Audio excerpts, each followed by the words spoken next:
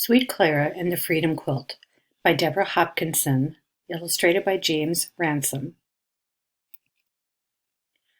Before I was even 12 years old, I got sent from North Farm to Home Plantation because they needed another field hand.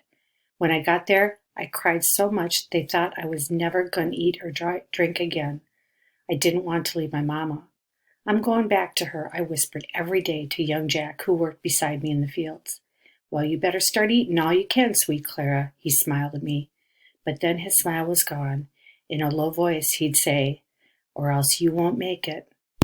Young Jack helped me believe I'd get back to my mama someday. Truth was, I'd be lost before I got through the fields, them being so big and all, but I didn't give up dreaming. Aunt Rachel was raising me now. She wasn't my for-real blood aunt, but she did her best to care for me. One night she come back from working in the big house and found me lying dead tired on our cabin floor. She shook her head and say, "Sweet Claire, you ain't gonna last in the fields." But I got an idea. Aunt Rachel's idea was sewing, and she started teaching me the very next night. It wasn't easy for me to learn, my hands already rough and clumsy from hoeing and weeding the fields, so Aunt Rachel took it real slow. She brought scraps of cloth from the big house and taught me about each one, how it was special and had to be treated in its own way. I liked to piece the scraps together to make pretty patterns of colors, but Aunt Rachel didn't care much about pretty patterns. "Now you rip out that whole row and do it again, Clara," she'd say. "Why I got to make the stitches so tiny," I complained. "You're going to be a real seamstress, that's why." "Tomorrow you coming with me to the big house. I got it all worked out," Aunt Rachel say one day. I was frightened.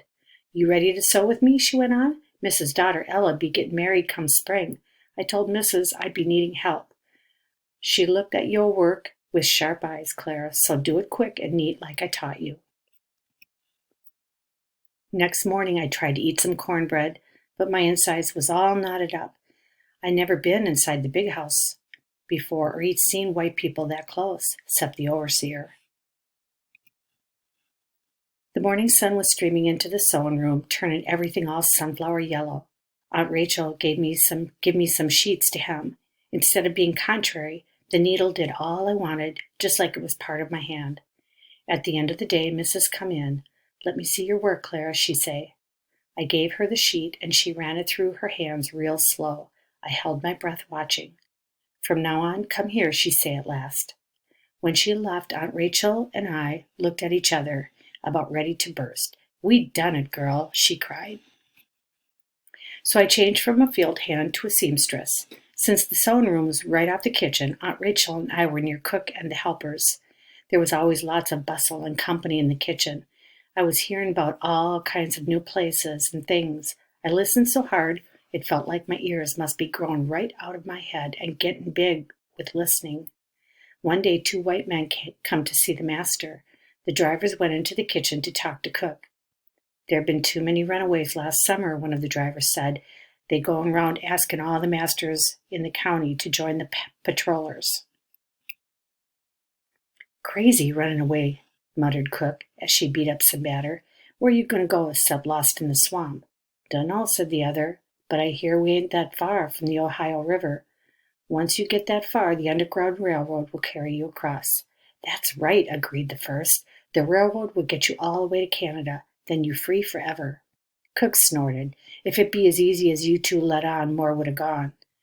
One of the men replied in a quiet voice, "It'd be easy if you could get a map." Walking back from the big house that evening, I asked Aunt Rachel about what I'd heard. "Where's Canada? And what's the Underground Railroad?" "See there," Aunt Rachel pointed. "That's the North Star. Under that star, far up north, is Canada. The Underground Railroad is people who've been helping folks get there, secret-like." She looked at me hard. "But don't you start thinking about it. You run away and get caught, you be beaten." Still, I couldn't stop thinking about it. Next day, I asked cook, "Those 2 men who were here was here yesterday. They was talking about a map. What's a map?" "Just a picture of the land, that's all. Whatever's on the ground, a map can have it."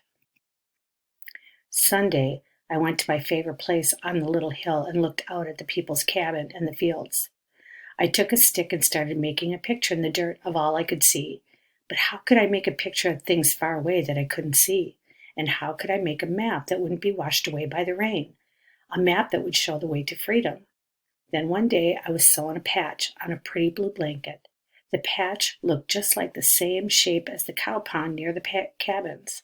The little stitches looked like a path going all around it. Here it was, a picture that wouldn't wash away, a map.